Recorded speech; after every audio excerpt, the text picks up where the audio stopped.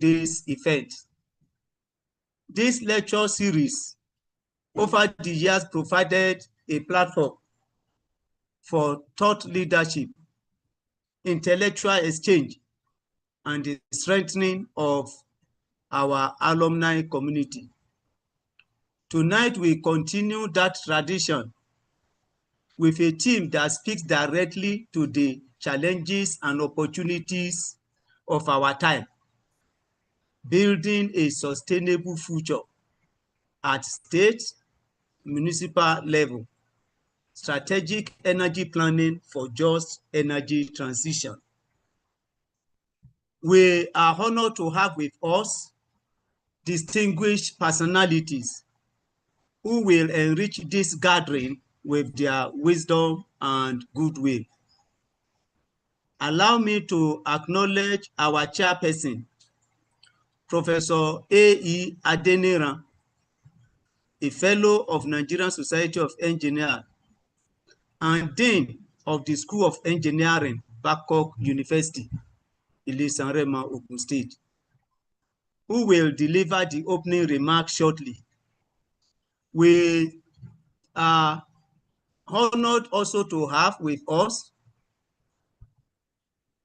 the special guest of honor, Professor J.T. Arotiba, the Deputy Vice Chancellor of the Premier University, University of Ibadan. And our guest of honor, Professor A.K. Aremu, is the past chairman of ASU UI branch and the National Treasurer of ASU, both of whom will share goodwill messages with us. Our host this evening is Professor F.O. Oladokun, head of department, whose leadership continues to strengthen the academic and alumni bonds that make gathering like this possible. Ladies and gentlemen, tonight's lecture will highlight the pressing global agenda of decarbonization and climate change mitigation. And it will touch on strategic initiatives by nations. And this promises to be an enriching lecture that will broaden our understanding of the just energy transition.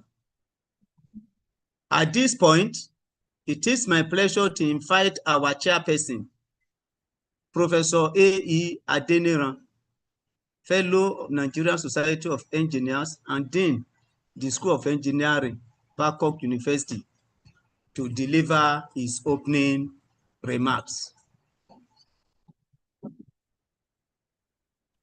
Thank you very much. Let me go straight to the point. Our special guest of honor, Professor J.T. Arotiba, Deputy Vice Chancellor, Academic of the Great University of Ibadan. Our dear guest of honor, Professor A.K. Aremu, past chairman of ASU, whom I know at a close quarter with Professor Wale Omole and Professor Segun Ajiboye. And also want to recognize our special speaker for today, Dr. Paul Adedeji. Then our HOD and our host of the Department of Industrial and Production and Engineering, University of Ibadan. You are also recognized. Distinguished colleagues, respected alumni of the Department of Industrial and Production Engineering, our student of the department, and indeed, all the students of the great University of Ibadan. Our extreme participant journey from across Nigeria and around the world.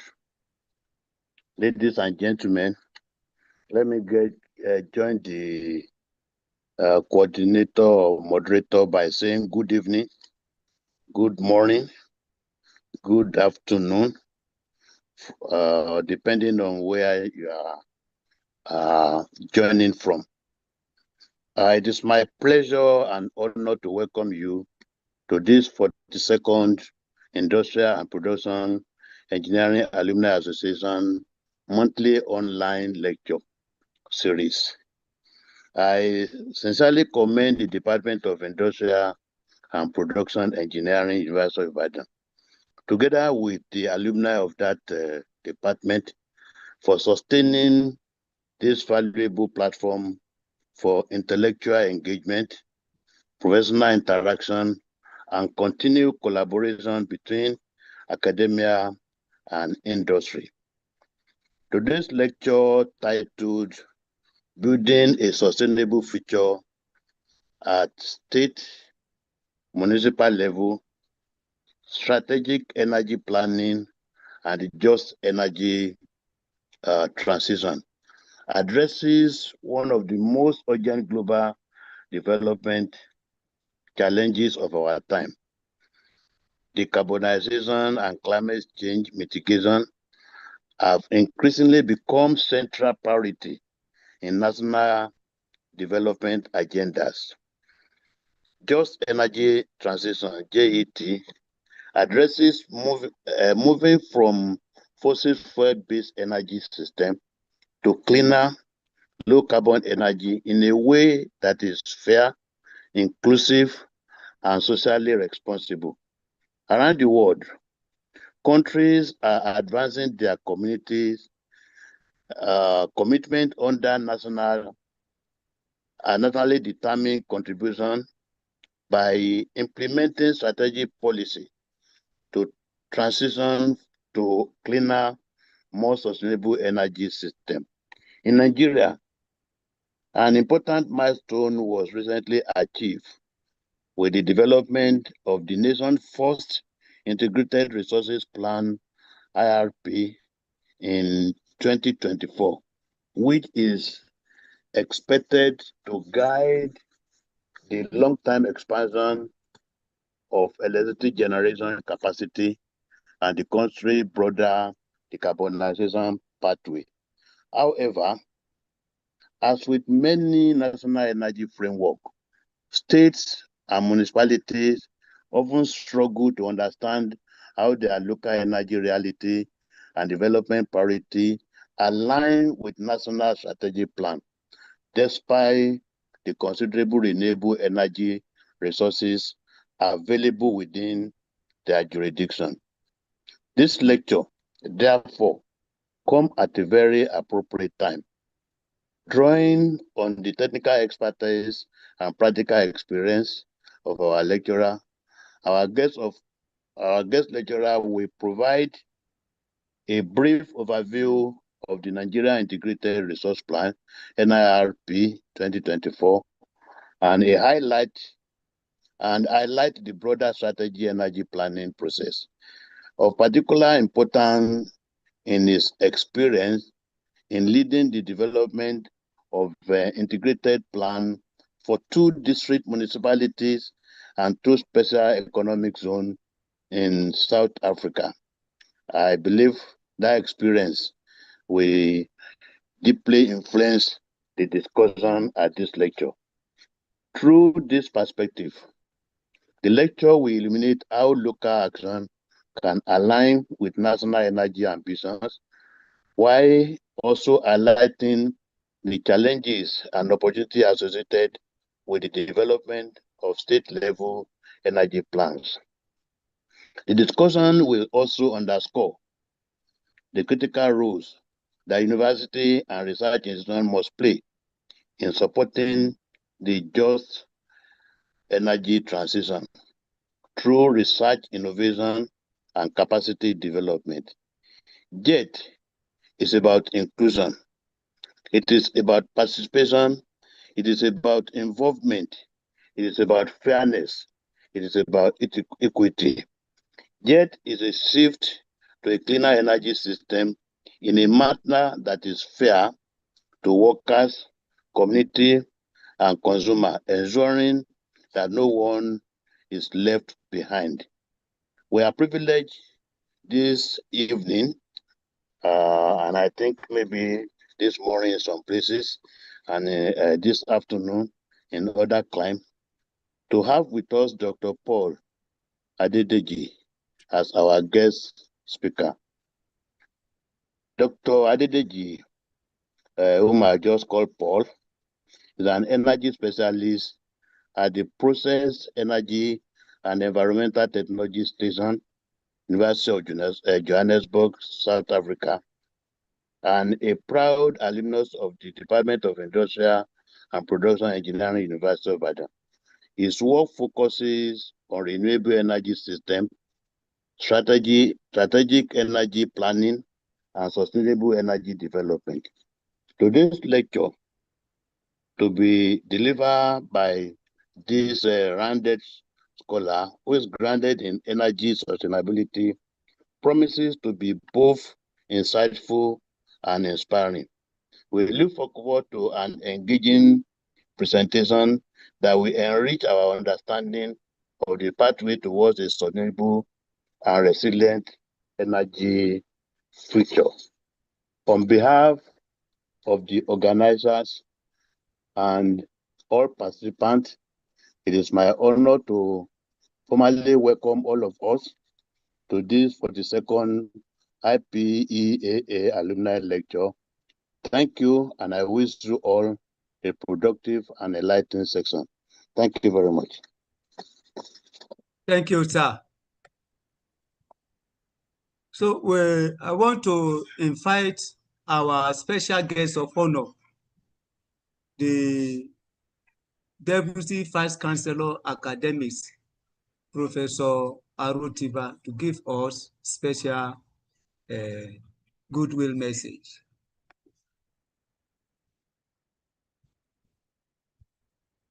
Prof, sir, you can unmute.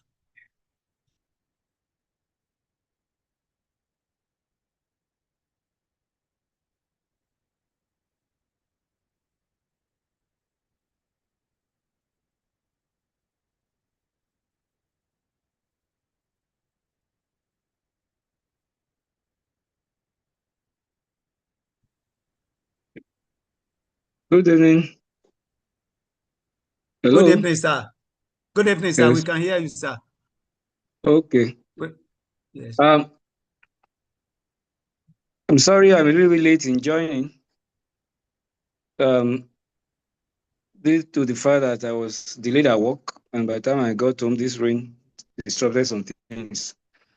The head of the Department of Industrial and Production Engineering. I hope you can hear me. We can hear you, sir. Okay.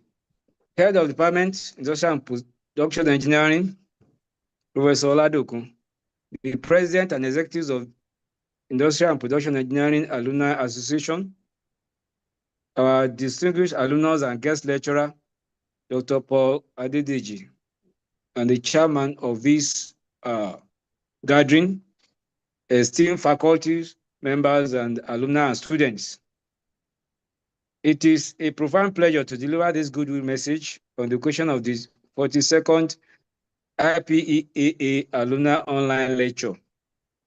This series, as we've heard, remains a cornerstone of the University of Ibadan's commitment to bridging the gap between academic theory and global industrial practice, and is being pioneered by our great Department of Industrial and Production Engineering. I give kudos to the past heads of department and alumni that have instituted this program as to gender relationship between the town and the gown. The University of Ibadan has always prided itself on being a trailblazer in research and human capital development. However, the true measure of our success lies in the strength of our town and gown relationship. This monthly lecture series, now in the 42nd edition, is a testament to the Department of Industrial and Production Engineering's unwavering commitment to industry engagement, and lifelong excellence of our alumni. As a member of the Industrial and Production Engineering set of 2015, Dr. Adedeji represents the very best of our university export to the world. His journey from this halls to a leading research institution in South Africa is a powerful inspiration and serves as a reminder that the foundation laid here in the Department of Industrial and Production Engineering is a world-class producing leaders capable of tackling the planet's most pressing challenges. His knowledge and expertise in municipal energy transition, sustainable energy development will be shared with us and will go a long way in helping our emerging nation in sustainable energy strategic planning and development. The lecture titled Building a Sustainable Future at the state municipal level, strategic energy planning for just energy transition could not be more timely as we navigate a global shift towards greener economies. The conversation must move beyond theory into localized, actionable strategies. Sustainability. We must ensure our industrial growth does not compromise future generations. Justice in transition. A just transition ensures that as we move towards renewable energy, no community or worker is left behind. A core tenet of responsible engineering. Strategic planning. It is through the technical expertise of industrial engineers that policy becomes reality at the municipal level. I want to specifically commend the IPEAA for their dedication. By bringing global industry insight back to your alma mater, you are not just branding the department, you are actively mentoring the next generation of engineers who will lead Nigeria's energy future. On behalf of the Vice Chancellor and the entire university management, I wish you a highly productive and insightful session. Long live the Department of Industrial and Production Engineering. Long live University of Ibadan. Long live Nigeria. Thank you very much. Thank you very much, sir. We are very grateful. Now I will invite Professor A.K. Aremu to give his goodwill message.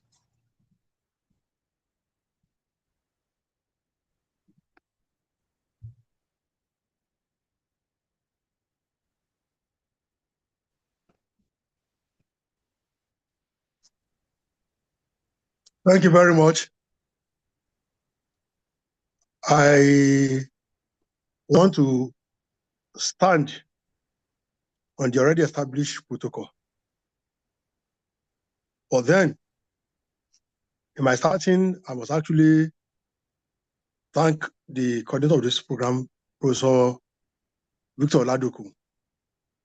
I mean, I know it's not really an easy work to actually be acquiring this kind of a program. And from him, I want to actually welcome the chairman, Professor Adeniro. I want to welcome our DVC academic, Professor Arotiba. Then the guest lecturer, who is our own, Dr. Paul Adedeji. I want to say thank you for actually agreeing to give this lecture.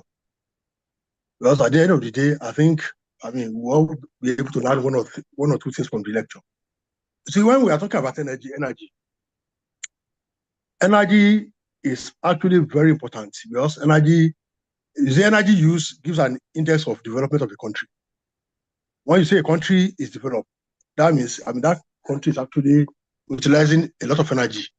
And when we talk about energy, the energy sources, we have the non-renewable sources, which we all know. Fossil fuels, wood, and so on. And that is the one we actually used to in this country. And we know that, of course, this sources of energy actually has some attendant problem. There's a lot of attendant pollution from these non-renewable sources. So that we keep on talking about it. This has actually led to what we call climate change. Because there's a lot of carbon being produced from these sources of energy. And of course, we have been mounting it. I mean, we see this as a problem, but then we have been talking about a way out. And of course, people are saying the way out is actually an energy transition from these non-renewable sources to renewable sources. I mean, renewable sources like solar, wind, hydrothermal, I mean, all sorts of, that does not actually produce this carbon problem we are having. And you see, in Nigeria, there's one thing we know how to do. We just know how to actually romanticize problem. We only talk about problem. We don't actually talk about a lasting solution.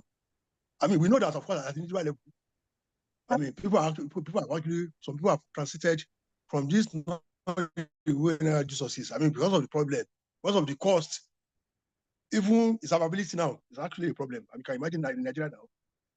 The cost of petrol is about 1,300 now, and which a lot of people will not be able to afford. So we keep on having this problem. And we keep on talking about it, but we are now actually serious about the way out. And when we look at those countries that we want to actually copy, they have actually transited from these non-renewable sources to renewable energy sources. And what they do is that, you see, they have this, what we call an integrated approach. I mean, you look at the potential sources you have, and you actually try to tap into them, and you combine everything. But over here, I mean, you see, we don't really have a stable policy. It is what people are just doing at the individual level. And that's why I think the lecture of today is apt. That if there are places whereby, of course, I mean, this transition, these renewable sources have actually been tapped into at state level, at local government level, of course, it will be a welcome idea for us to do in Nigeria. So that when we have to actually transit, we actually know what to do. Because a lot of things are being done at the individual level. I mean, it's in our homes, in our offices. I mean, we tap into solar, tap into so many sources, but it has not really gone beyond this. And this is not how to actually do things on a sustainable level.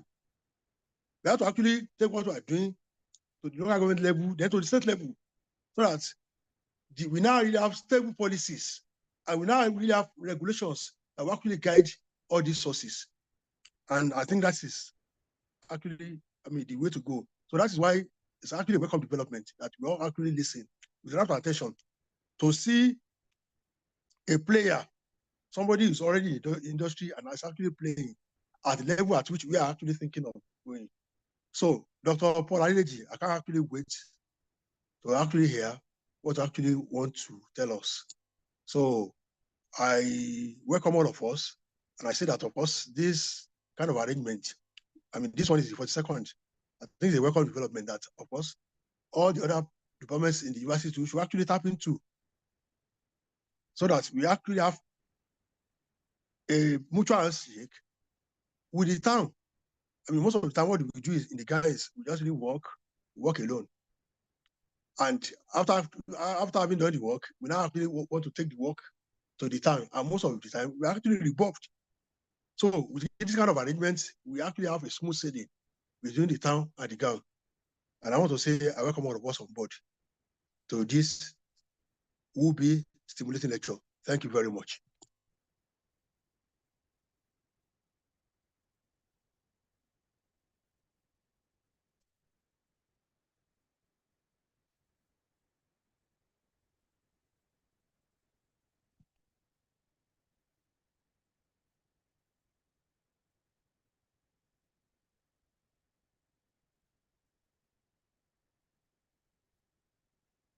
We can't hear you. You should unmute yourself. Unmute yourself. Thank you. So the next item on the agenda is the citation of the guest speaker. So I'm calling on Ibukun Ajiboye, Ms. Ibukun Ajiboye, to please give the citation of the guest speaker.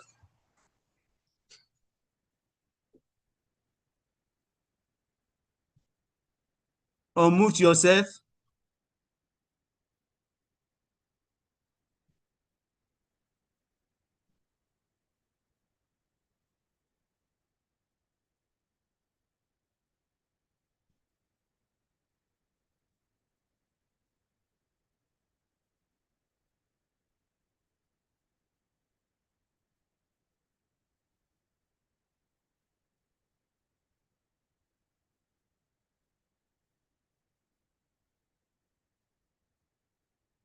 Ibukun, are you there?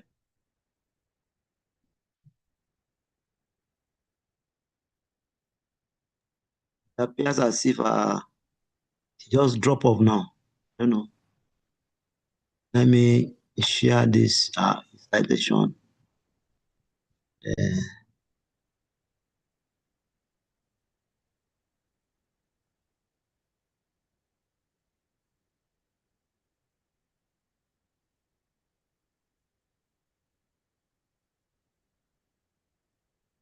Are you there?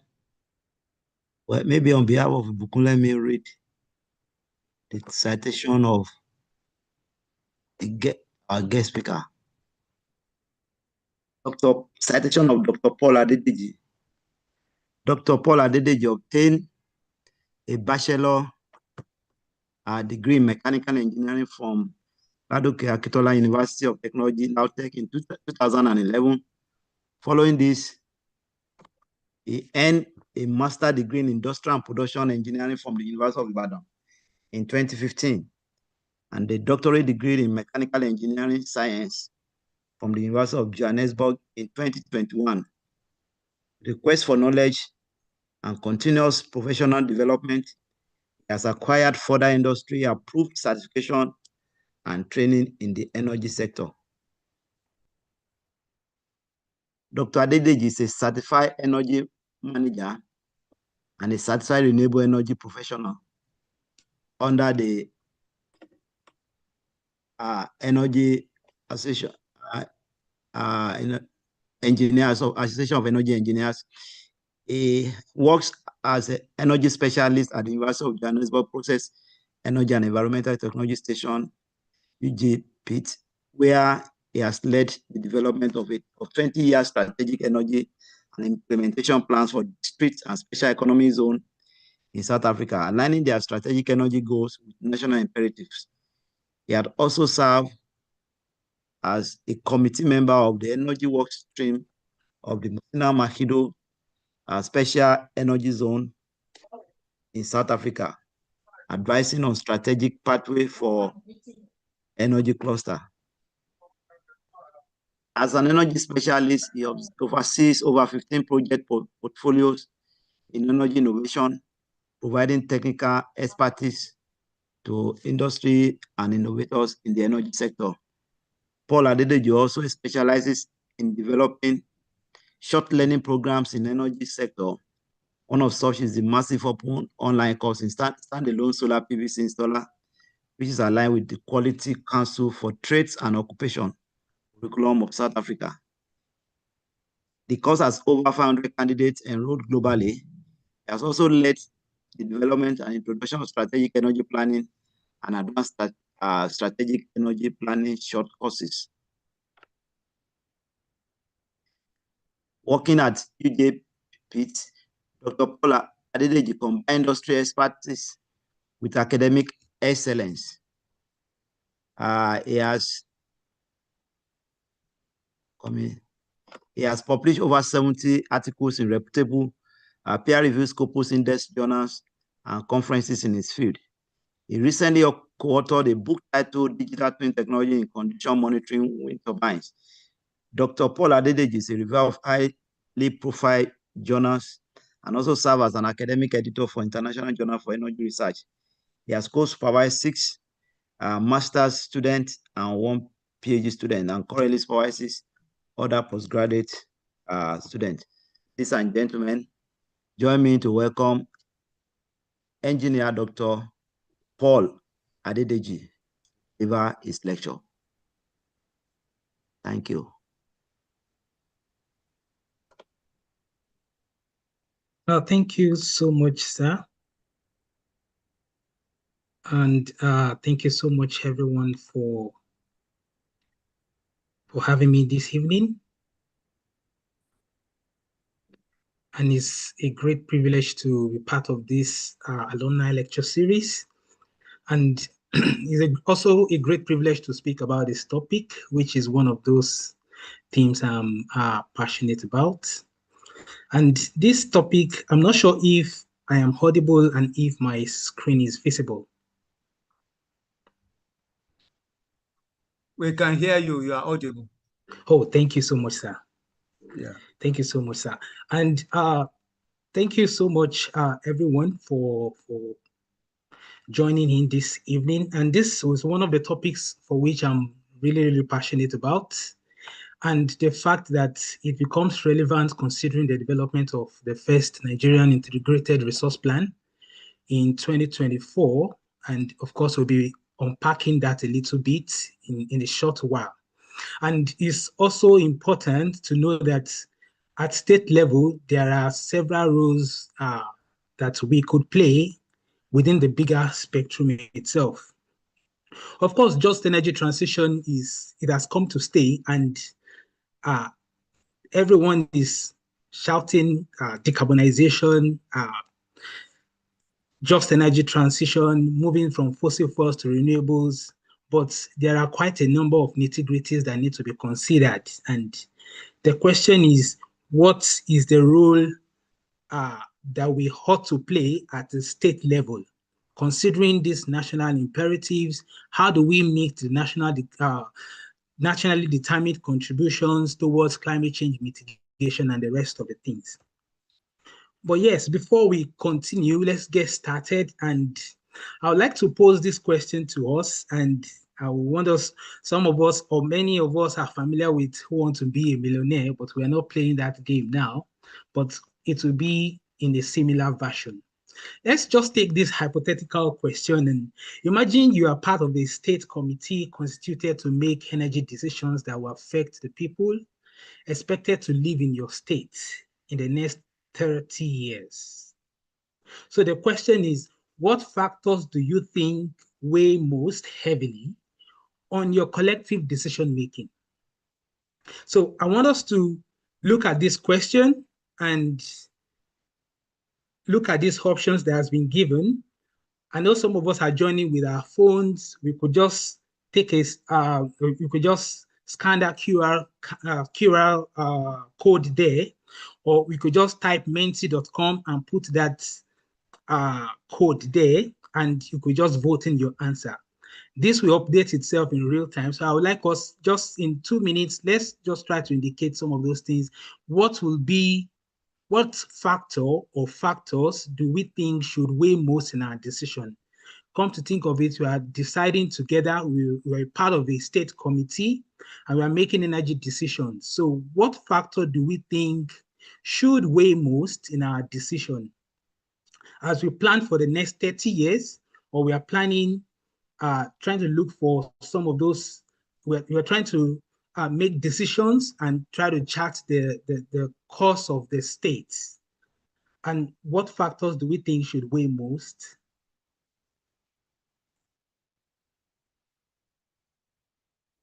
Okay, I could see responses coming in.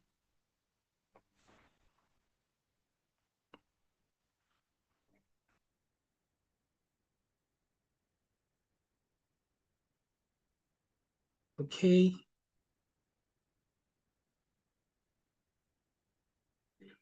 Okay, it looks as if ABC is leading.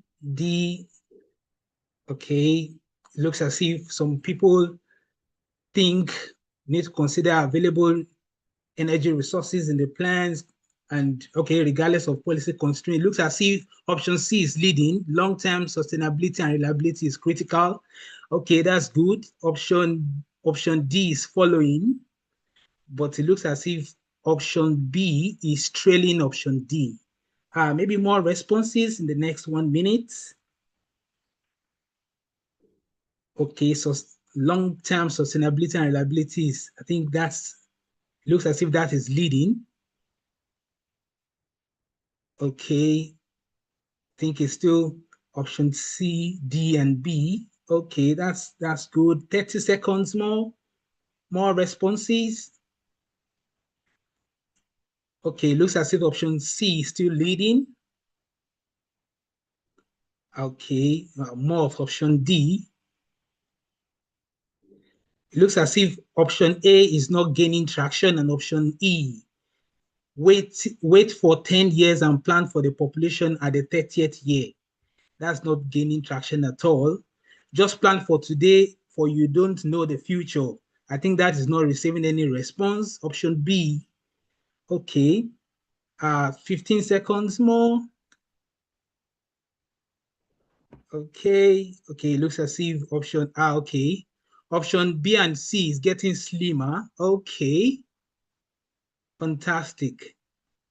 5 seconds to go. Okay, looks as if option C is topping the list, followed by option D and option B. Okay.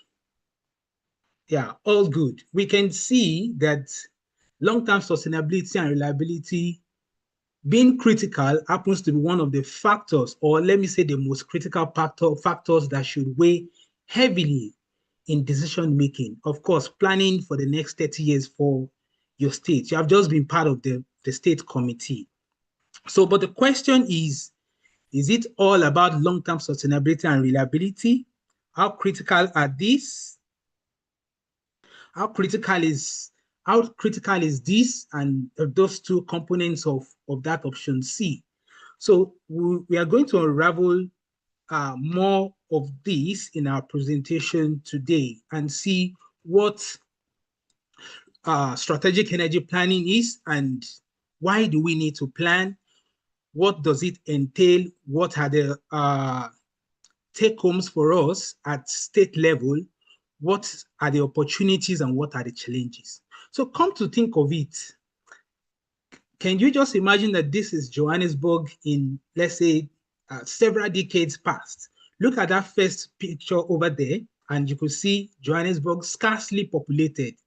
Later on, moving down, you see several houses and buildings. But now this is Johannesburg present. You see several buildings, several offices, workstations, and quite a lot. You have several infrastructure. And of course, you see the Johannesburg future over there. But there's something common there. Let's come back home. Let's look at Victoria Highlands in the year 1970. I was just trying to check some of these pictures online and I stumbled on this archive. I was like, oh, this is something quite interesting. And you see Victoria Highland in 1970. You see the same area. Apparently, maybe the picture was taken by the same person, we're not sure. But the same geographical boundary in 2024, what has happened? You could see several developments here and there. And you see Victoria Islands in the future, quite a lot of developments are in the pipeline as well. So the question is, looking at Victoria Islands in 1970, compare that to Victoria Islands in 2024 and look at that of the future. So there have been several infrastructural developments that have happened over the years. So the question now becomes, who plans for these infrastructural services? Who plans for these infrastructural facilities? Every of these infrastructural facilities would need energy. How do we plan for the future? How do we live a sustainable state or a sustainable city for generations to come? So let's take a deep dive into the global energy demand. The global energy demand has significantly increased annually from what we could see up there. And you could see that the projected doubling and tripling of global electricity demand by 2050 just implies that electricity will become the foundation for new industry, for new transportation services or the transport sector, and including the service sector as well. And of course, these new sources of energy demand is projected to potentially emerge from rapidly developing data centers and AI applications. So by 2050, as you can see in that graph, advanced economics will tend to reduce their consumption by partially balancing growth in developing countries. And by 2050, the Asia Pacific region will represent over half of the global final energy demand. And you could see from that graph as well that Africa will consume more than North America and Europe. But the question is, are we planning for that consumption? This is 2026, 2050 is just few decades from now. So are we planning for that transition? Transport and building manufacturing sectors will take the largest share of the global energy demand. And of course, that is due to a specific overlining factor of which we will consider that in a short while. The global energy demand, interestingly, in these sectors possess areas of significant energy efficiency opportunities at technical point of view. But let us look at the Nigerian energy landscape itself and see what some of these things that we could discuss and see where we are at, and we try to see some projections around at sectoral level and also over from the national energy landscape itself. We could see that residential sector tops the list in terms of the share of the total final energy consumption, and that's 43%, as you can see in that graph there, in that table there. And you can see that that is closely followed by the transport sector. Are we going to talk about several? Many people talk about EV, electric vehicles and all that, but come to think of it, how will you deploy electric vehicles when you have significantly high level of holdups and heavy traffics? I just hope that electric vehicle will not stall at the middle of the road. I know some people are just laughing now. Yes, that is just the truth. So, but these things have come to stay. What's our transition pathway? How do we navigate these complex terrains? And you can see commercial and public services just occupying about 6%. And of course, if we look at the Nigerian energy landscape, we discover that there is one significant and underlying factor which is responsible for increasing energy consumption, not only in Nigeria, but across the group, and that is population growth. Population is increasing and anthropogenic activities happens to be skyrocketing. So the question is, how do we plan for the future? And also considering the Nigerian energy landscape, you see, I was just trying to check online to see, okay, we depend largely on fossil fuels, and of course, just trying to deep dive into the Nigerian Integrated Resource Plan, which I will talk a bit about that in a short while. Observe that Worldometer, who happens to, that's one platform that gives statistics and projections and all that, says that Nigeria has about 208 years of oil left. And of course, if we look at 208 years from now, that's just about 10 generations. So Nigeria is waking up into being one of the key players in the energy transition, and of course, crafting out vision and missions towards providing reliable electricity sources and also providing this electrical energy at least source, and at the same time minimizing carbon emission and increasing security of supply. Looking at the Nigerian Energy Transition Plan, that the NETP, which talks about moving from fossil fuel, that's the decarbonization strategy of the country, we discover that the National Energy Transition Plan speaks about reducing carbon emissions by 84%. And of course, this speaks to different sectors, of which transport sector, power sector, and industry, as well as buildings, are the key leading sectors in this decarbonization pathway. And you can see oil and gas, the industry, the transport sector, clean cooking, and even decarbonizing the power sector. Those play significant role in the national decarbonization strategy. And the national decarbonization strategy spells out that about 840,000 jobs will be created in 2060. And of course, it also spells out the fact that gas would play a significant role in the transition. And of course, you come to the cost implication. About $500 billion above the business as usual scenario is needed to achieve net zero by 2060. But let us look at where we are at now relative to where we would be in 2060. What are the strategic initiatives that have been put in place? What are those things that have been, what are the strategic pathways that the government is currently taking towards achieving this net zero by 2060? Apparently, this National Energy Transition Plan was pitched at 2050 before, but looking at several policies and all that, further reviews shows that Nigeria would be able to reach net zero by 2060. We will not go into the deep dives of what net zero is and what we will not go into deep dive into the decarbonization strategy itself, but on a high level, the question now becomes, are we on course in terms of this decarbonization strategy? Where are we? Where are we falling short? What are those things we need to do? And at state level, how can we become role players, significant role players in this decarbonization strategy? So one of those national imperatives is the development of integrated resource plan. That's the IRP. And integrated resource plans are just strategic, as our special guest of honor spoke about. Integrated resource plan, they are strategic plans that assess both supply and demand options of energy services, and they also aim at balancing the need of all stakeholders.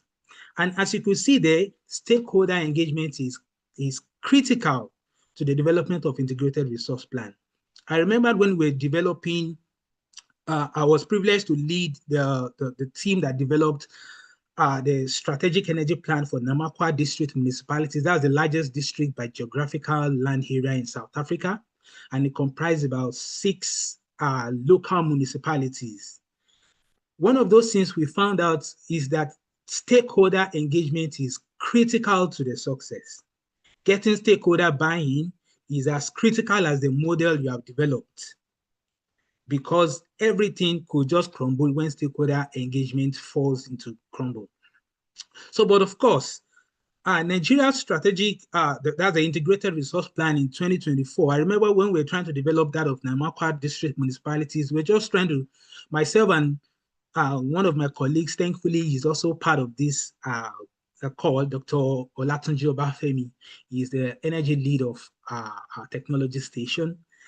One of those things we're trying to look at is to look at national integrated resource plans across the globe, trying to search for that of Nigeria. Unfortunately, we found none. That shows we do not have an integrated resource plan as of that time. That was around 2022, 2023.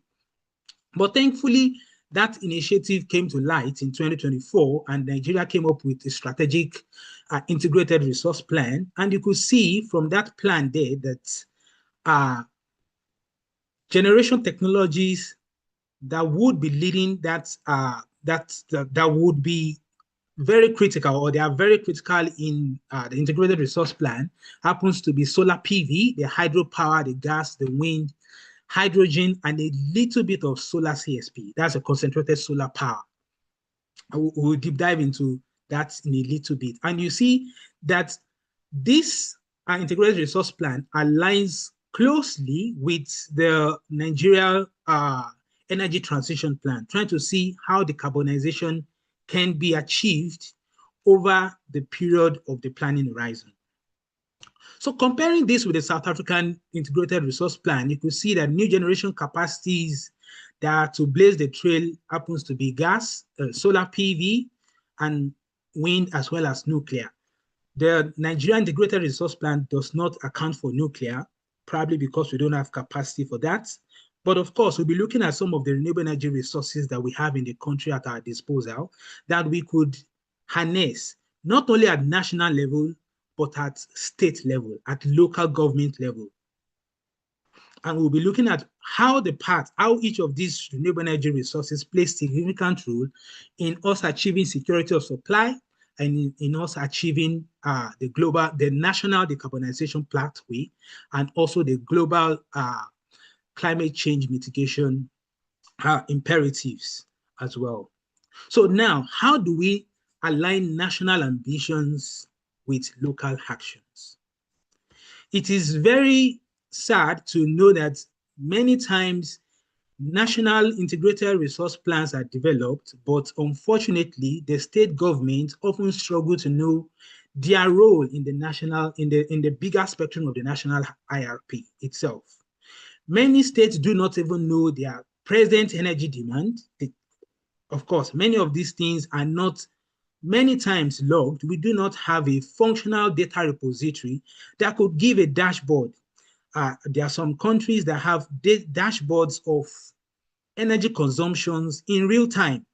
There are some that have dashboards of energy consumption aggregated over a period of 1 month. I mean, monthly energy consumption. That just gives a picture of, okay, it looks as if this state is doing well in terms of energy efficiency, maybe imperatives or energy efficiency pathways. And oh, it looks as if this state is consuming so much in terms of energy. They have high energy consumption, maybe simply because of industrial facilities, industrial activities, and heavy industries located within that state. But the question is, this disconnect, how can we bridge such within the broader spectrum of the National Integrated Resource Plan?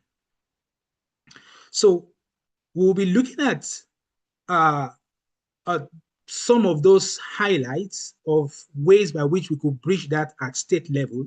But permit me to take a take a leap in take a. I want us to I would like to just review some of the case studies, strategic energy plans that we've developed over a couple of years back. I mean, over some years back. And you could see here, we developed, that's at University of Johannesburg Process Energy and Environmental Technology Station.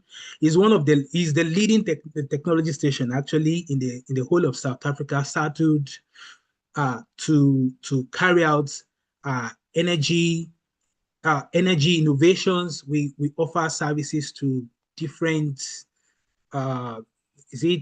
stakeholders, whether national or international. Currently, we're working with UNDP, we've worked with USAID. This project was actually was funded by United States Agency for International Development, wherein we were given the mandate to develop a 20-year plan for Namakwa District Municipality, Kartsibande District Municipality, and also for 2 special economic zones, of which these 2 special economic zones are just coming up.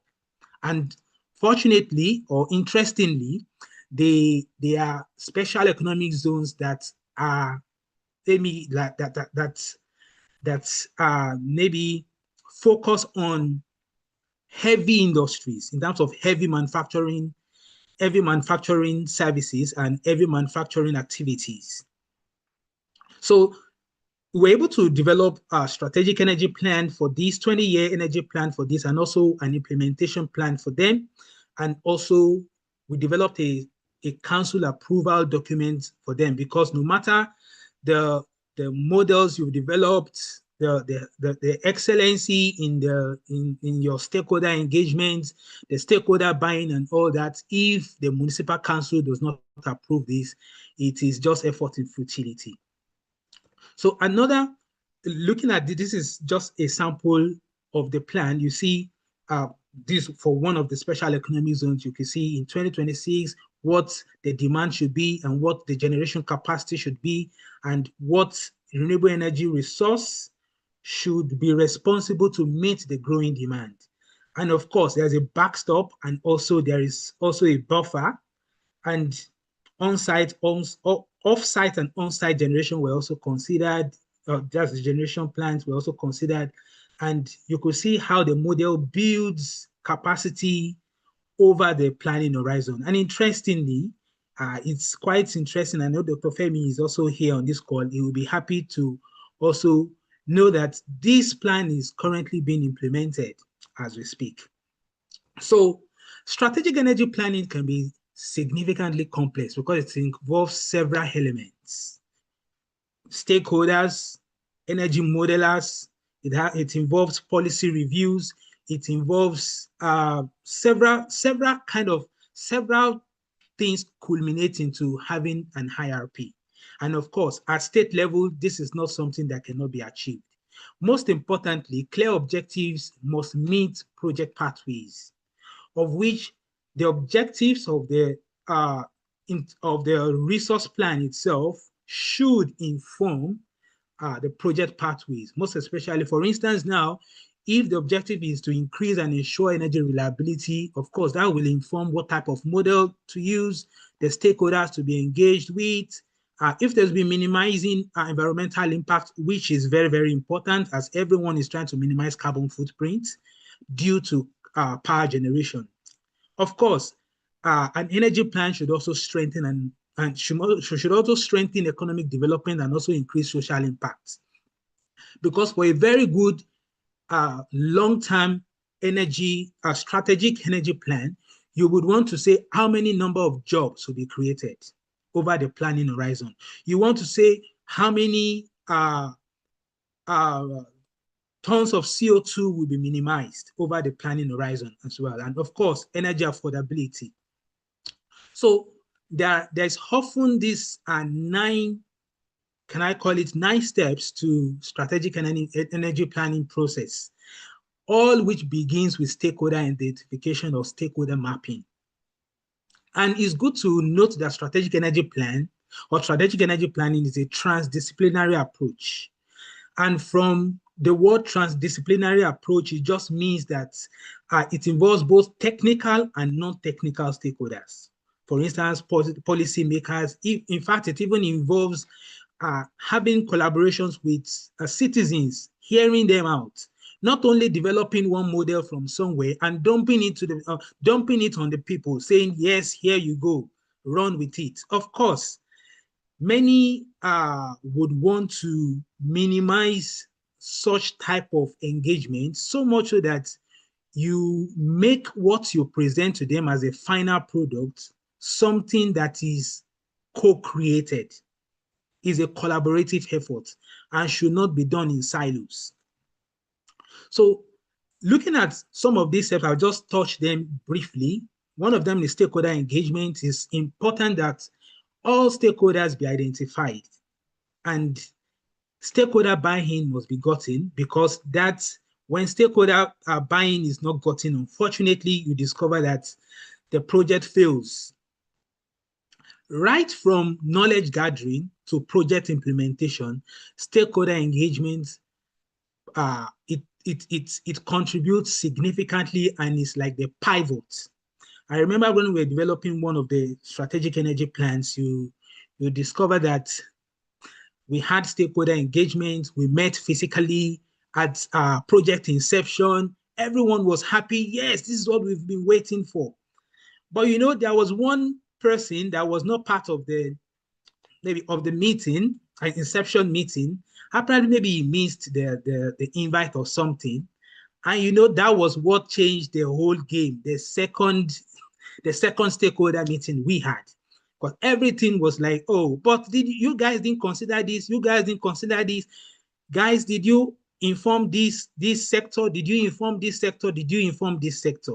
So stakeholder engagement is very, very critical, because when you get to project financing, some stakeholders may say, unfortunately, they are not aware of it. Let's say PSCN says the distribution company of Nigeria says, or Transco says, unfortunately, we are not aware of this thing. And this plan, I am not even sure whether they considered the grid connection capacity when they are trying to develop this energy plan. They don't even know whether they are saying that, okay, we could generate 50 megawatts of solar PV from solar PV in Lagos State. But do they know the capacity of the grid? No, they did not tell us. We are not aware.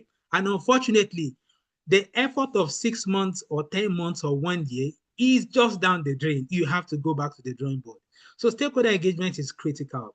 And of course, objectives often determine the type of model, or the type of tools that should be chosen for stakeholder engagement.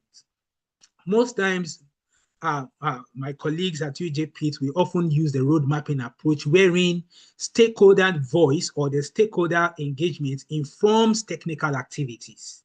And of course, that is how it's supposed to be, because, for instance, in South Africa, there's one word they call Ubuntu, that is co-created, that is our thing. You know, in Nigeria, the Yorubas, we call it Tiwan Tiwa, like it is our thing. We did it together. So much so that when you come out with a plan and everyone sees it, everyone can say, yes, I was part of this. We must make this work. When we are sourcing finances and all that, everyone is able to play a significant role in that and rally round. And of course, stakeholder engagement involves delineating, identifying 3 groups of people. That's the core team, the involved team, and the informed team. I may not be able to go to the deep dive of what the core team, but most importantly, the core team are the technical crew themselves. They are the municipal managers themselves. The involved team could just be people that, of course, they attend maybe monthly meetings or bi-weekly meetings, as the case may be. They must be carried along, most especially they are technical people from that state or from that local government, as the case may be. Informed team are just stakeholders that must be carried along, because you will need them either at the implementation phase or at the financing phase. They must be aware that something like this is going on, so much so that when you say, okay, yeah, we need money to finance this, they are able to say, yes, we are aware of this. We know what is going on here. And yes, we can support with this. We can recommend this type of financing opportunities of the financing option to you for you to take this forward. So that being said, one of those things that is very critical at stakeholder level is for stakeholders to co-create the energy vision and mission statements. And energy vision and mission statement must be different from the state vision and mission statement. They are completely different. However, they must communicate to one another. With each other. They must communicate to each other. There must be a relationship between the state vision and mission statement and its energy vision and mission statement. Okay, maybe later I will introduce some tools that could be used in this regard. So sometimes there's these 2 tools that's often being used. That's the strength, opportunities, aspiration, and result analysis, or the SWOT analysis. That's the strength, opportunities, weakness, and threats analysis. Why the SOAR analysis is kind of forward thinking or positive thinking, the SWOT analysis is more like reality thinking. That, wait, guys, let us look at what we have. Let us look at the weaknesses. Let us look at our weaknesses. What are the opportunities and what are the threats to this energy plan being actualized when we get to the implementation phase? So time will not permit us to go to the deep dive of that. But this is like a sample, maybe like a template, energy vision and mission statement, as well as strategic pillars that support this vision and mission statements. So for instance, the vision statement should be like the bigger picture, but the mission is the pathway to achieving that bigger picture itself. So having said that, it is important, while co-creating the vision and mission statement, is important that the technical team manage expectations. I remember in one of the stakeholder engagements or stakeholder meetings that we had, physical meeting, the district were trying to push us to say, yes, they were trying to push us to make clear-cut commitments, or to maybe commit ourselves, or to overpromise, because they were just so happy that, yes, this is something we waited for, and thankfully it is funded by United States Agency for International Development. That shows at least they have at least technical buy-in. They will get the best of technical expertise and every of those things. But one thing that I've come to realize is, do not promise anything. Statements like, yes, we are here to solve your energy problems, or statement like, at the end of this project, you will be an energy independent state. That might be vague. And it is quite important to take note of some of those things, as promises could boomerang, because you've not even done the modeling, most especially your demand forecast. You don't know the demand forecast. You don't know what the demand would be over the planning horizon. You do not know what the model, your energy model will speak to when it talks about the energy mix. You do not know whether it will be on-site generation. By the way, on-site generation means generating power within the state geographical boundary. But off-site generation just talks about generating power outside the state and wheeling it to the state. So preliminary resource assessment is very important. Of course, you need to know the renewable energy resources that's available, as our special guest of honor alluded to. And Nigeria possesses a good wind resource, but most importantly, this is localized within specific regions. When you talk about technical viability, and of course, there's prospect for on-site and off-site power generation, depending on the energy demand of the on-site generation, which we could wheel power from places where this energy, let's say, places where these power plants are installed, you could wheel power to places where they are being needed. That's just energy wheeling in a nutshell. And as we could see from that graph, you could see from that map there, I was just trying to look for the wind resource map for Nigeria, but unfortunately, I couldn't find any. So I had to digitize this quickly for the sake of this presentation. And you could see one of those things that is very much important to know is that you could see that we have wind resource from the wind speed map, but look at wind power density map itself. You can see that that is not the true scenario. Wind power density just looks at the technical feasibility of the wind energy itself, considering several other factors that could affect the available wind power that a wind turbine can actually use to generate power. So apparently it looks at frictions, and it looks at viscous drag, and it also looks at, of course, it also looks at the head density. And you could discover, if you look at those green marks there, you could see some of those areas that are marked as highly wind resource rich areas. But the question is, we would need to look closely into beyond the preliminary resource assessment. It is important to deep dive into each of these areas and do what is called site suitability analysis. Because the fact that, yes, there's wind resource rich in an area does not mean that that region can actually use the available wind power to generate electricity. What about if the area where the wind is rich is a nationally protected area or national bed area, or let me say important bed area, that's IBA zone, or let me say it's a military site? Would we say, yes, evacuate every of these things, or an heritage site? We say evacuate these things and we want to put wind turbines? No, that's not the case. So solar energy too is also very much abundant in Nigeria, and it's also localized as we could see. And we can see here that solar resource is relatively abundant within several regions, that almost in the whole of Nigeria. But of course, the concentration is far more within the northern parts. And there are three components of solar energy or solar radiation. We have the direct normal irradiance. The direct normal irradiance is often considered when you talk about installing or planning or developing a concentrated solar power plant. That's the CSP plant. But the global horizontal irradiance is often the component that's being considered when you talk about the solar PV. That's the photovoltaic side of things. And for CSP, at utility scale level, economic viability starts with a DNI, that's a direct normal irradiance, that's greater than at least about 2,000 kilowatts hour per meter squared per year. That's the annual global horizontal, that's annual direct normal irradiance, sorry. And the global horizontal irradiance is often benchmarked at anything greater than 1,000 kilowatt hours per meter squared per year.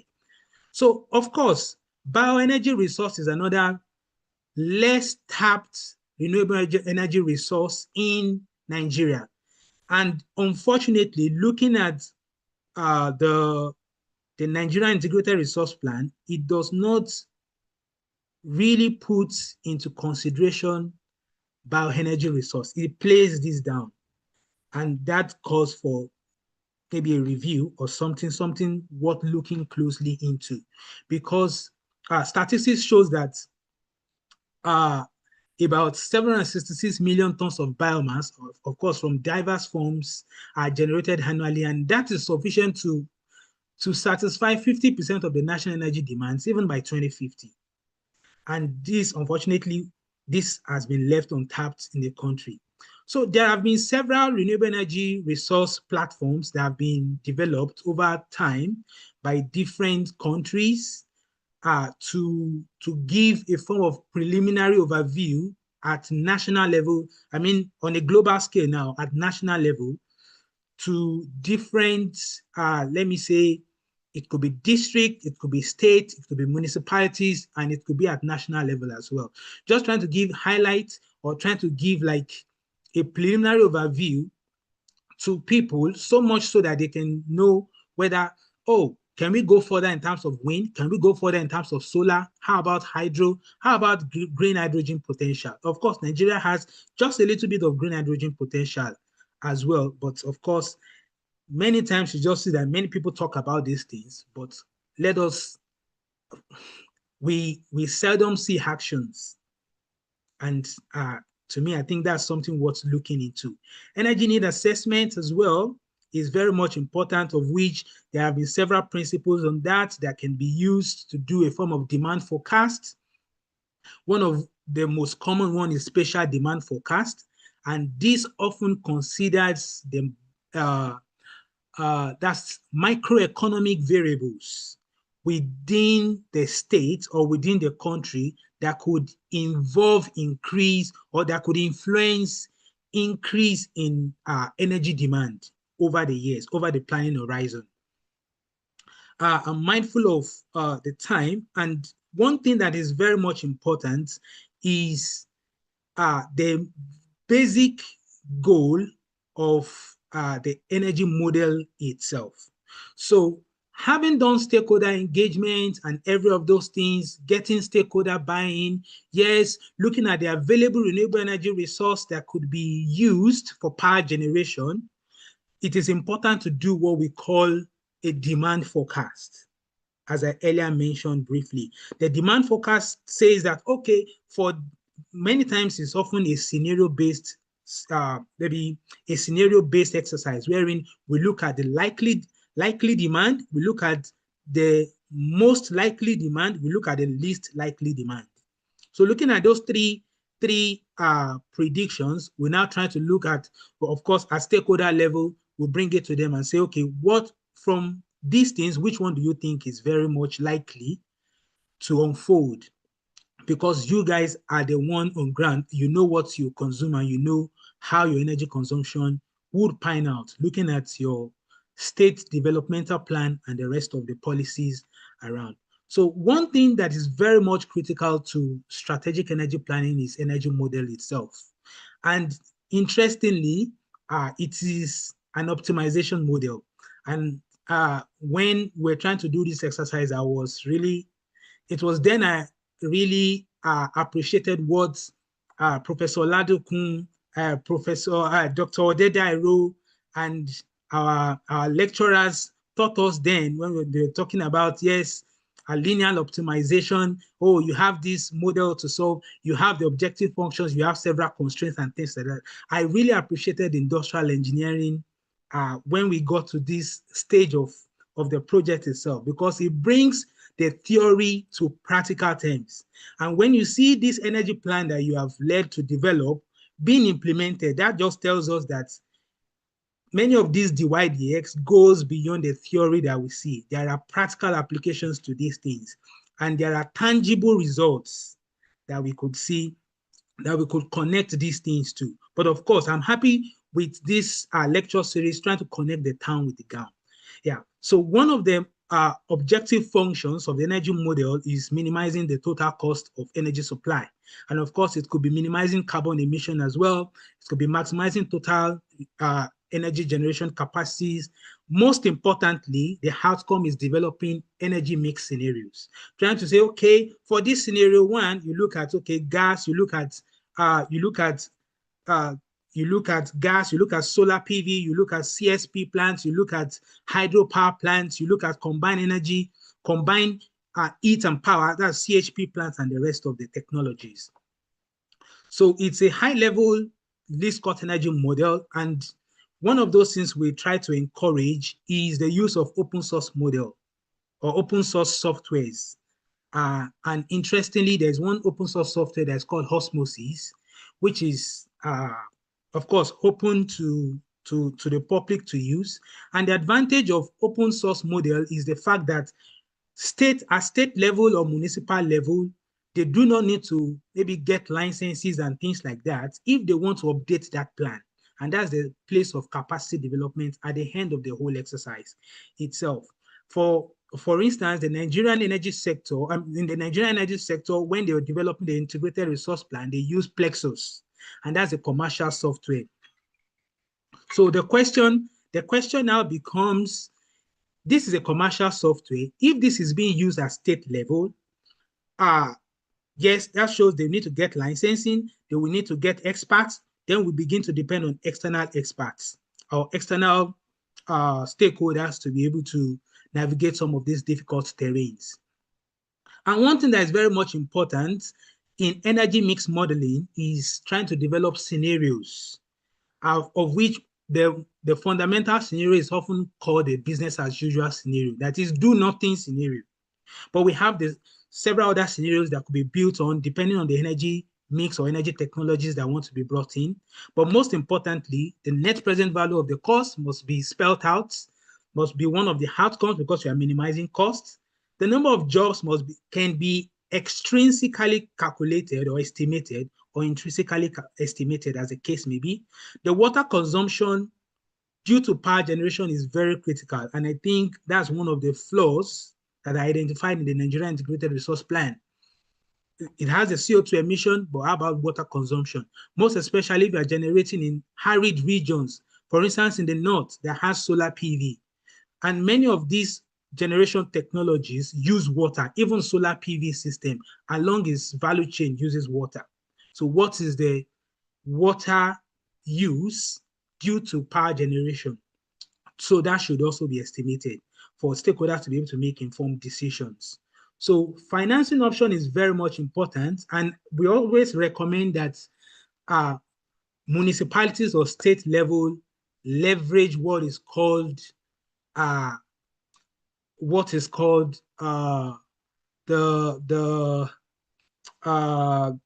okay, maybe I should use the word, the service of a transaction advisor, because they look beyond the economic side of things. They look at the holistic, they consider the holistic part of the holistic power generation system, the life cycle of the power generation system itself from cradle to grave, looking at the form of life cycle analysis, but most importantly at cost level, trying to look at, those financial advisors are able to, let's say, give advice in terms of power purchase agreements, what type of financing opportunity or options the municipality needs to take into consideration and all that. And it is also important to take note that the energy plan is not cast in stones. It must be a living document, which should be reviewed, let's say periodically, let's say 5 years, depending on maybe as policies unfolds and as the case may be. So the question is, having given an overview of strategic energy plan, where do we go from here? What are the challenges? What are the opportunities at state level? So number one is data management. One of those things I observed is that the credibility of energy plan is in the accuracy and the recency of its data inputs. GIS data, and unfortunately, I couldn't lay hold on the transmission development plan map for Nigeria. And it's quite concerning to note that sometimes you discover that some of these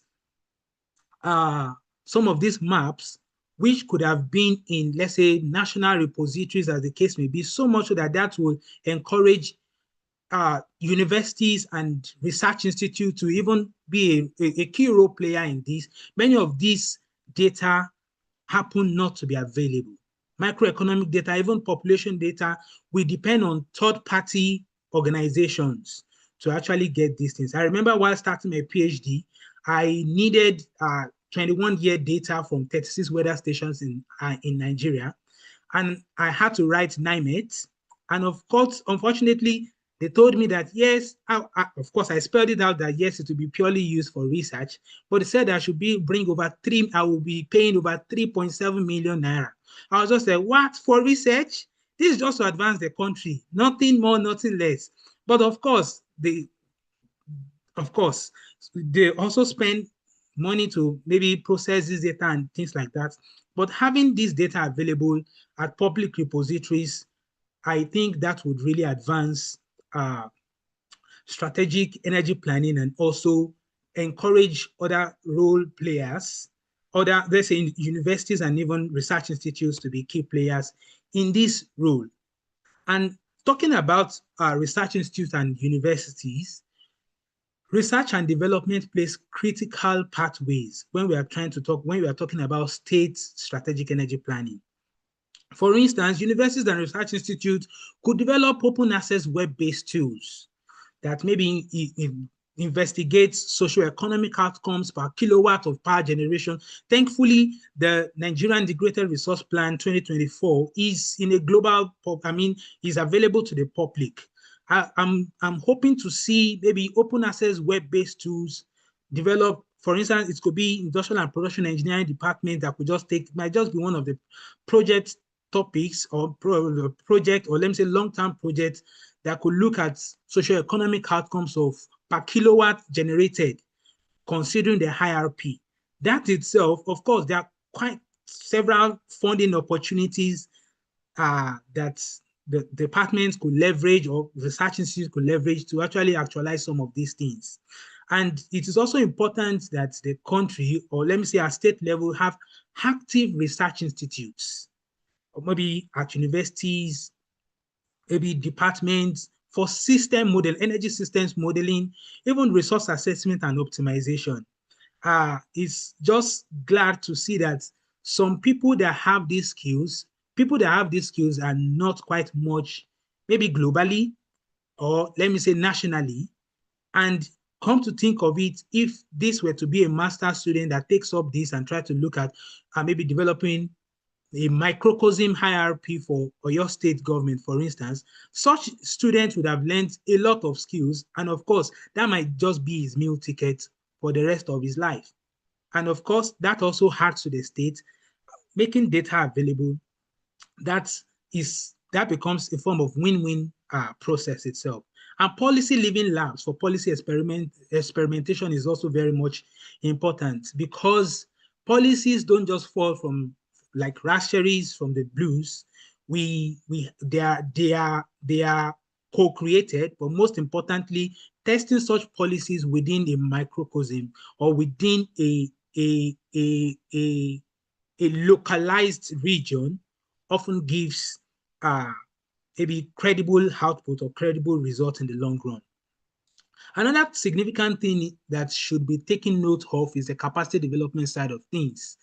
And capacity development, by the word capacity development, I often refer to local capacity development. So much so that we do not depend on external consultants, which we need to pay them in dollars, of which some of these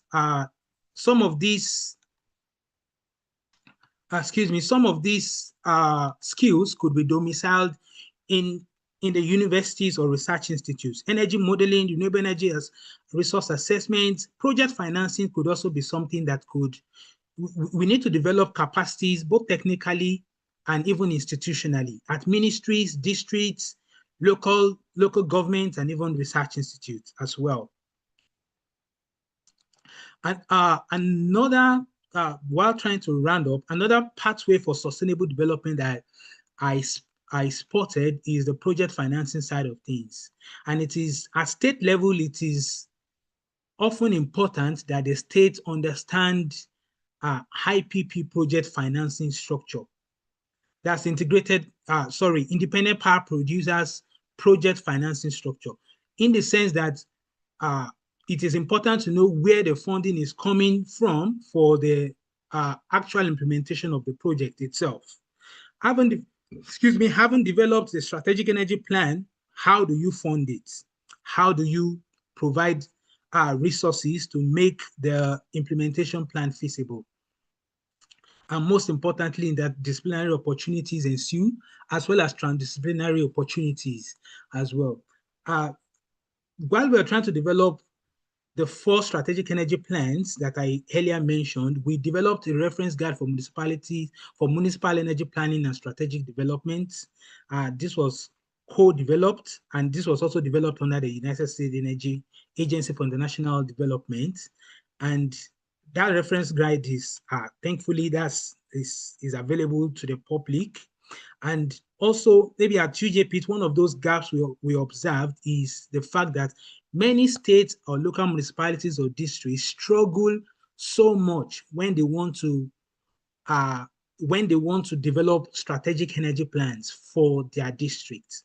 So most importantly, we tried to develop 2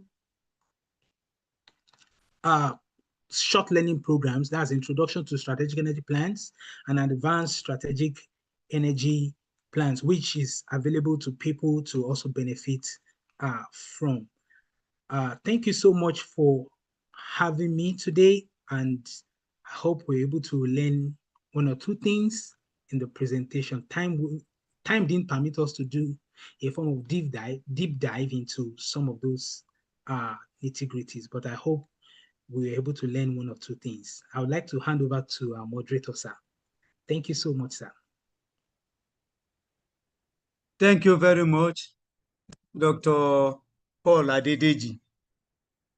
You have really shared part of the wealth of experience, and we are very appreciative.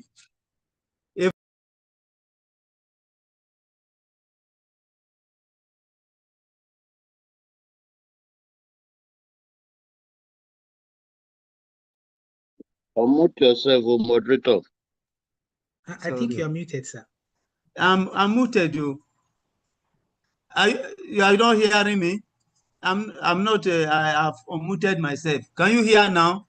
Yes, yes, sir. We can hear you, sir. Okay, thank you. So we have listened to the speaker, and a lot of things have been covered. The involvement of the state, universities and research institutes, the availability of biomass in our country that we are wasting, energy need assessment, need to forecast, financing options, data management in our country that is more or less non-existent, and many more. I believe we have gained, and there will be time for questions and answers. But before then, I would like to invite the chairman to give his remarks. Professor Adeniran. Thank you so much, Mr. Moderator. Thank you, sir. I want to thank the guest lecturer. If we allow him, he will just continue and continue. And some of us were not even expecting him to stop. It was to stop at 8:20, but eventually stop at 8:35. That's about 15 minutes, and we were not bored. So thank you so much. To recap, your lecture will be to start another lecture. I don't want to do that, but we have a lot of take home way forward for Nigeria. You have taken us through a quiz, the Joburg of yesterday, and the VI of the future, the global energy question, the Nigerian energy landscape, and the IRP that we have that has left out a very important aspect in which I am much interested, and that is the biomass. I also want to thank you for talking about energy system modeling, which is of interest, and that the need to use open source. You are giving us an example which we are going to look at later on. Way forward for Nigeria that you have identified is actually part of the major problem that is even affecting research in Nigeria, data availability. Almost all of us have the same experience that you have when you want to carry out research and there is no data. And then the need to have capacity development in every sector of our development, not only in energy, but in every aspect of our national development. Thank you very much for a lecture well delivered, well researched, and well articulated. And I believe everybody, wherever we are, would not mind to give you a standing ovation. But whether we are sitting or sleeping or whatever, our heart are standing and giving you an standing ovation. Thank you so much. God bless you. And we'll be linking up with you, especially on some of these short energy certification. Again, thank you. Thank you very much, sir. So we want to listen to comments from our special guest of honor, Professor Arutiba. Comments, sir. Thank you very much, moderator. Not much for me, but to thank our lecturer for doing an excellent job. Although I'm not in the engineering specialty, but I can see that he has itemized how we can go about planning strategically for our energy development. I think the department, I'm confident the department will take this up and see how we can actually help our community, and in order to help them to develop a strategic plan for energy transformation. Because if we depend on the government, we depend on our politicians, they will not do anything. We have to be on their neck and try to stimulate them to be interested in planning for our future energy needs. So thank you very much for opening our eyes, and thank you for stimulating us, especially our department, to take the leadership role in this aspect. God bless you. Thank you, sir. Any comment from Professor Ademola Raymond?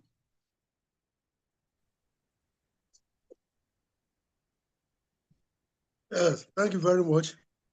Yes, sir. I mean, the lecture has been very, very stimulating, but there are a number of questions that one would have actually loved to ask the lecturer.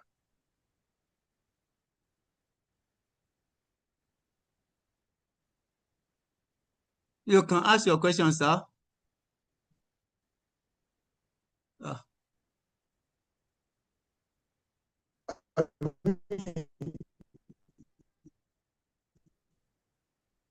He has been a player in the field. The scenario, we actually have anything on ground. I'll talk about energy transition. Because Nigeria is a country that I think size problem. I mean, Nigeria has been groping to say, we want to meet about 25,000 megawatts. We compare ourselves to other countries. But what you kept on hearing is that today, we're actually working towards being able to meet 5,000 megawatts. And before you know it, you will say the energy system has collapsed again. So where are we? Where exactly are we? And I mean, what advice would the lecturer give to our policy makers? I mean, what concrete advice from his own experience? I mean, if he's invited to come and do the same thing he has done in South Africa and Nigeria, I mean, what do they think he'll be able to do? So those are my questions for the lecturer. So I want to actually say this kind of a lecture is a welcome development because it is an eye-opener. To actually invite people from the town, from some other horizons to come and actually share their experience. Maybe if we keep hearing of what's happening in other climes, maybe it will be a wake-up call for us to actually change ourselves so that we don't continue to actually talk about our problem, we organize ourselves to actually solve the problem. Thank you very much. Thank you, sir. I hope Dr. Adedeji has noted the question. Yes, sir. Yes, doctor. Okay. All right. So maybe you can take the question together. And those people raising hands before, some of them have put their hands down. If you want to ask questions, maybe we should take one or two more. Can quickly raise up your hand so that we recognize you. Anybody?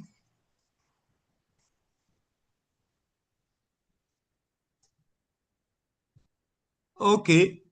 If there is no hands up, Dr. Adedeji, maybe you can answer that question and give your final remarks as you answer those questions. Yeah, all right, sir. Thank you so much, sir. Thank you. Yeah. I think one of those things I observed in the Nigerian energy landscape is the fact that we have capacity to generate so much, but unfortunately, our transmission system does not have capacity to evacuate so much. So we have the abundance of renewable energy resources here and there, within the north, within the south, even the middle belt. But unfortunately, the transmission system cannot evacuate so much of those generation capacities. If 50 megawatt plant of solar PV system were to be developed now, the transmission system is not able to evacuate such power to where it is needed. And of course, that reduces economic impact and also reduces foreign exports of power, and also, in fact, independent power producers from coming into the country. I remembered being in Italy, that was in 2019, it was sponsored by Enel Green Power, and that's one of the independent power producers, leading independent power producers in North America and also in South Africa. So they gave like a high-level technical overview, and when they came to Nigeria, it was saddening what their technical findings was. And one of those things boils down to the transmission capacity, what's the name of this thing? Maybe the insecurity within the system, because no one would want to put mega millions worth of power generation plants maybe in a particular place where insecurity ensues, of which that could just be vandalized or let me say destroyed in a couple of days and millions of dollars set ablaze. So I think that's a wake-up call for us, fixing the transmission system so much so that we can evacuate as much and also invite foreign investors or independent power producers into the country itself, most especially at state level, and that culminates into the national level. So as a final remark, I would like to appreciate the department for this opportunity, for granting me the privilege to share with some of the works I've been doing over the years, and sincerely I appreciate the department for charting. The department is one of those people that charted the course of my, let's say, career in the energy sector, most especially in the place of energy modeling, model development and all that, system analysis and all that. I remember Professor Oladokun, when he was teaching us system dynamics, I just took interest in that, and I saw how the YDX does not only translate into figures, but can be used to solve real life problems. Our able Dr. Adeyeye, I remember when he was teaching us inventories and all that, that has been used in my career pathways over the years. Is it ergonomics? I've used that over the years. Dr. Forgotten his name now, but thank you so much, everyone. I cannot continue to mention names, but I really, really appreciate the department for this, and I hope such lectures would continue. And bridging the town and the gown is also something very, very interesting and very important for universities to do. And I hope other departments could also maybe copy these templates. And yes, we could advance national imperatives with such type of initiative. Thank you so much, sir. Thank you very much. We also thank you for being a good ambassador and keeping the flag flying. I don't know, maybe before we give the vote of thanks, HOD, Professor Ladoku, maybe if you have anything to say. Thank you, sir.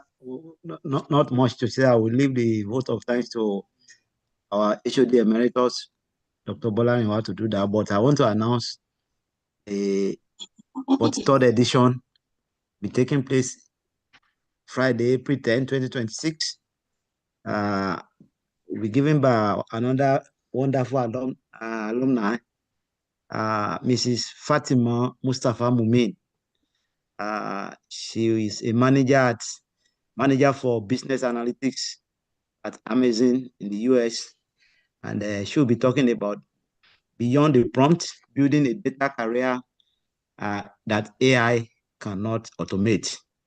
So I want to encourage us to also put that in our diary. It's going to be a wonderful time.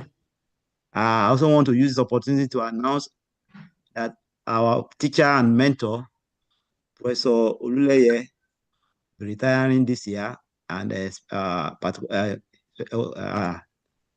will be clocking 70 years also, and so we'll be celebrating his birthday and retirement come September 18, 2026. He has mentored many of us, he taught all of us, and we want to really celebrate him. And so we want to encourage all of us to be part of this celebration. We are going to have a valedictory lecture at Trenchard Hall by the grace of God on 18 September. And we are going to have a book of reading. We are going to have a book of reading by the grace of God. So I want to contribute to the book of reading. And also, a state-of-the-art learning space will be inaugurated in his honor by the grace of God. We all love Professor Oluleye, and we don't want him to retire, but well, we thank God that he's retiring, and so we still want to honor him. And also come April 2023, we'll be hosting another inaugural lecture in our department. Professor Ayanchi will be giving his inaugural lecture. And so we are inviting all of us to be part of that beautiful event. It's going to be wonderful. So again, we thank everybody for being part of this event tonight. I appreciate you. God bless you all. Thank you. Thank you, sir. So I invite Dr. Mojisola Bolarinwa to give the vote of thanks. Thank you, sir. Good evening, everybody. I stand on existing protocols. To start with, special thanks to God, the Almighty Father, for sparing our lives till this day, and for enabling us to witness another beautiful lecture series, and also the grace to participate in this 42nd edition of the IPEA monthly lecture series, like I mentioned earlier. At this junction, I say a big thank you to the chairman of today's lecture, in person of Professor A.E. Adeniran, FNSC, for the heartwarming remarks, as well as our DVC academics, Professor J.T. Arotiba, and Professor A.K. Aremu, our guest of honor, for the goodwill messages delivered this night. Moreover, I cannot but express a heartfelt appreciation to our guest speaker for today, in person of Dr. Paul Adedeji. It was indeed a well-delivered and inspiring lecture on the topic, Building a Sustainable Future at State and Municipal Levels, Strategic Energy Planning for a Just Energy Transition. Thank you for that lecture. The department is indeed proud of you. You have not disappointed us in any way. I cannot but say kudos to our quintessential head of department, Professor V.O. Oladokun, for his ever relentless efforts towards moving the department to the next positive levels. Also, I warmly appreciate our eminent father in the department, Professor A.E. Oluleye, as well as Professor Elkanah Oyetunji, and a friend of the department, in person of Professor Fadari, and to our expensive anchorman for today, our moderator, Dr. A.D. Adeyeye. I say well done and thank you so much, sir. Thank you. Furthermore, I seize this opportunity to also appreciate all members of the IPEA engagement team, in persons of Engineer Oluwaseun Opadare, Dr. Dedairo, Dr. Kolawole, Dr. Idem, Dr. Muiwa, Dr. Adebimpe, Dr. Okunade, Engineer Odeosun, and so on. Thank you, everybody, for always being active. Thank you. And the entire IPEA community, I say thank you to everybody, including Engineer Babarinsa, Engineer Figara, our guest lecturer for last month, the 41st lecture series, Engineer Adedoyin, and several others, too on the list, too numerous to mention one by one. I thank you. I thank everyone here present tonight or today for your participation directly or indirectly, which altogether led to the success of today's lecture. I pray our love for IPE, Uni Ibadan, and God, the Almighty Father, from whom all blessings flow, continue to keep us together in peace, harmony, and progress. Thank you, and God bless. Thank you very much, everybody. Today's lecture has ended. we look forward to the 43rd series. I mean, 43rd lecture in the series. And we wish everybody a happy night rest. For those of us in Nigeria, in some places, they are in the day. Yes. Thank you, and God bless you all.